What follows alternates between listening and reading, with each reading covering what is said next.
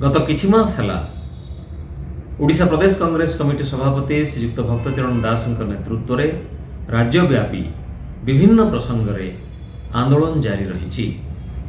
धान किणारे होइथिबा व्यापक अव्यवस्था को नहीं, विशेषकर मंडी रे जो प्रकार चरम अव्यवस्था होइछि एवं 150 क्विंटाल रु अधिक जदि विक्रय हुए ताहले इनपुट सब्सिडी को जो राज्य सरकार बंद कर देइचंती, एई सब प्रसंग रे विशाल चाषी समावेश मान मध्य कांग्रेस तरफ करा जाइछि। ठीक सेमिति बिजुली को नहीं सरकार ओईआरसी एवं टाटा पावर रो जो मनमानी चली ता विरोध में मध्य कांग्रेस तरफ आंदोलन जारी रही। प्रदूषण सर्टिफिकेट को नहीं, जानवाहन को नहीं जो प्रकार तंड गड़ुचंती राज्यवासी ता विरोध में मध्य कांग्रेस स्वर उत्तोलन करिछि।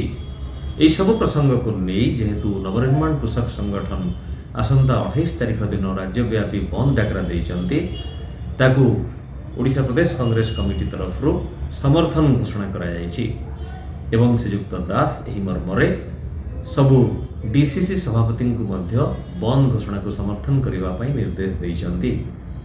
आजिर एई प्रेस विवृत्ति रे आमे समस्त कांग्रेस कर्मी एवं नेता को यह कार्य समर्थन करने बंद डाकरा को समर्थन करने निवेदन करूँ।